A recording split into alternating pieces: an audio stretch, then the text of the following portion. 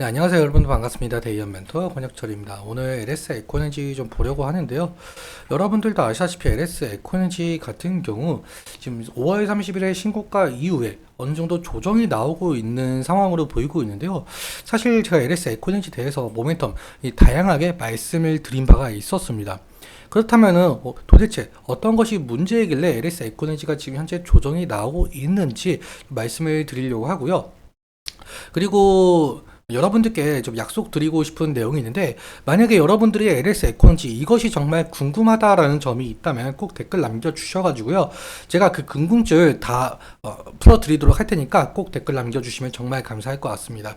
그럼 LS 에코인지 바로 보도록 할 텐데, 일단 LS 에코에너지가 어떠한 모멘텀을 가지고 있었는지 좀 살펴보도록 하겠습니다.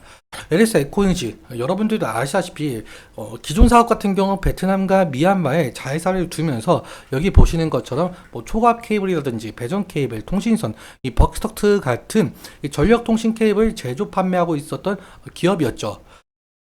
그리고 작년 7월 이맘때쯤이었죠. 이 해저 케이블과 히토류를 신사업으로 추진을 하겠다라면서 LS 전선 아시아에서 LS 에코에너지로 사명 변경까지 했을 정도로 이 해저 케이블과 히토류에 대해서 상당히 좀 믿고 있었던 부분이 있었던 것 같습니다.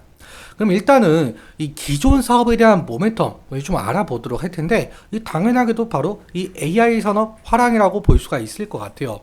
실제로 AI 호황으로 인해서 이 전력 기자재 업계가 상당히 관심을 받은 바가 있었습니다. 뭐 HD 현대 일렉트릭이라든지 아니면 LS 일렉트릭 뭐 등등등 이러한 기업들이 상당히 관심을 받은 바가 있었는데, 그 이유는 이 바로 AI 호황으로 인한 데이터 센터 증설이에요. 이 기존 데이터 센터에 비해서 AI 데이터 센터 같은 경우 이 6배 이상 전기를 잡아먹는다라고 하죠. 왜? 라고 물으신다면, AI 서비스 같은 경우 결국엔 이 데이터 저장이 필수이겠는데요. 그래야 AI 서비스를 지속을 할 수가 있겠죠. 그렇다면 데이터 센터는 지속적으로 가동이 필요할 것이고, 그래서 이 전력 인프라망 구축이 시급하다라는 뜻입니다. 그리고 전력 인프라망에 필요한 것은 결국엔 이 전력 기자재라고 말을 할 수가 있겠죠. 그래서 기존 사업에 대한 모멘텀 같은 경우 이 AI 붐이라고 말을 할 수가 있을 것 같고요. 그렇다면 신사업인 이 해저 케이블 같은 경우, 뭐 제가 저번 영상에서도 말씀을 드렸지만 시장에서 현재 상당히 치열하다라고 한답니다. 마찬가지로 왜 그러냐라고 한다면 바로 이 AI 산업 때문이에요. 여기 한번 읽어보시면은 이 전선업계는 당분간 이 전 세계적으로 해저 케이블 수요가 늘 것으로 보고 있다라고 한답니다. 이 전력 소비가 큰 데이터 센터 설립이 잇따르면서 이 북미나 유럽 등에서 비교적 발전 단가가 싸고 친환경적인 이 해상풍력 발전, 이 해상풍력 발전으로 인해서 이 전기를 육상으로 끌어다 오기에는 이 해저 케이블이 필수적이겠죠.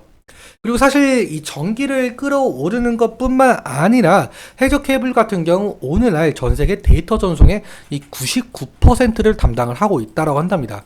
그렇기 때문에 해저 케이블도 AI 시대에서는 상당히 관심을 많이 받을 수밖에 없는 부분이기도 하고요. 뭐 이러한 모멘텀을 가지고 있었다라고 보시면 될 것 같습니다. 이 다음으로 히토류인데요. 히토류 같은 경우는 여기 읽어보시는 것처럼 이 첨단 산업의 현재이자 미래이죠. 첨단 산업의 핵심 요소로서 이 반도체 산업이라든지 뭐 디스플레이, 항공, 방산, 뭐 2차 전지에 들어가는 만큼 상당히 전략 자산이에요. 그런데 여러분들도 아시다시피 히토류 같은 경우 생산 1위 국가가 중국이죠. 중국은 이 히토류를 무기 삼아서 이 다른 나라를 좀 위협하는 상황이 많이 벌어지고 있어요.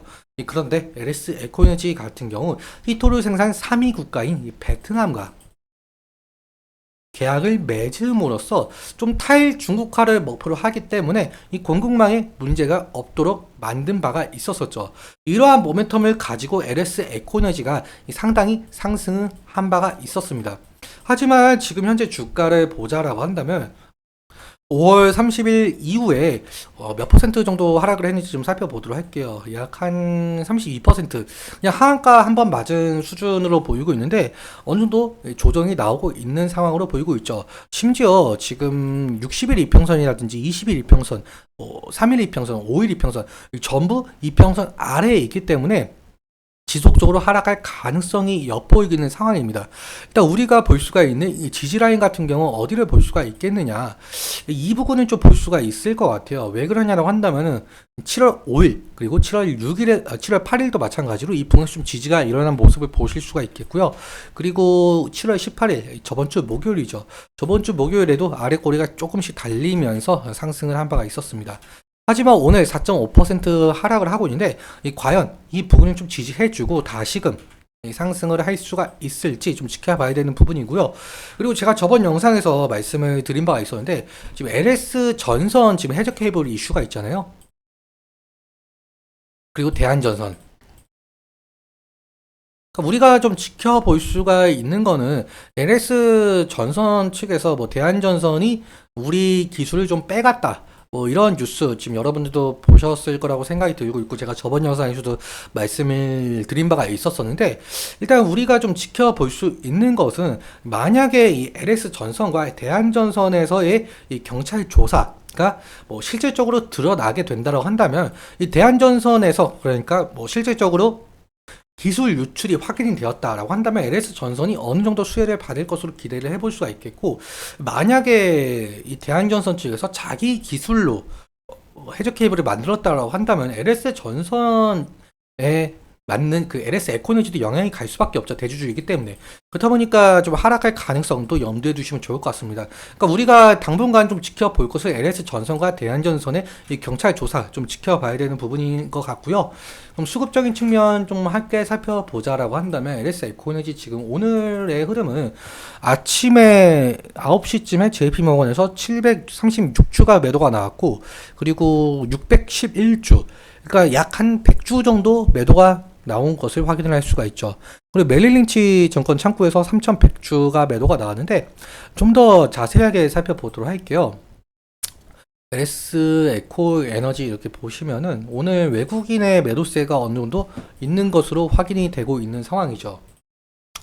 일단 집계가 장이 끝나봐야 완료가 되겠지만 아침장은, 오전장은 지금 외국인이 어느 정도 매도세가 나오고 있는 부분이다 라고 생각을 해주시면 될 것 같고요. 저번 주 금요일 같은 경우 외국인과 기관에서 매수가 나왔고 개인은 반대로 매도가 나온 모습을 확인할 수가 있습니다. 좀 더 창구적인 측면에 대해서 좀 살펴보자면은 지금 제가 4월 29일로 돌릴게요. 4월 29일부터는 모건 스탠리가 19만 주 정도 매수가 되고 있는 상황이고, JP모건에서 18만 주 매수가 되고 있는 상황이죠. 모건 스탠리 같은 경우 오늘 지금 현재까지 매도와 매수가 전혀 진행이 되고 있지 않다는 점 기억해 주시면 될 것 같고요. KB증권 오늘 매수가 약 한 11,000주가 되고 있다라고 볼 수가 있을 것 같습니다. 일단 모건 스탠리의 순 매수 거래가 좀 상당히 많다 보니까 모건 스탠리 창구에서 매도 물량이 나오게 된다면은 과연 어디 창구에서 받아 주는지도 확인하는 것이 중요 투자 포인트가 될 가능성이 상당히 높을 것 같습니다. 그러니까 오늘은 여기까지 말씀을 드리면서 오늘 말씀드린 내용과 차트적인 부분에 대해서는 제 개인적인 견해가 많이 껴있다 보니까 여러분들의 주관적인 견해와 함께 투자를 현명 선택하셨으면 좋겠습니다. 오늘도 시청해주셔서 감사하고 지금까지 대의연 멘토 권혁철이었습니다. 감사합니다.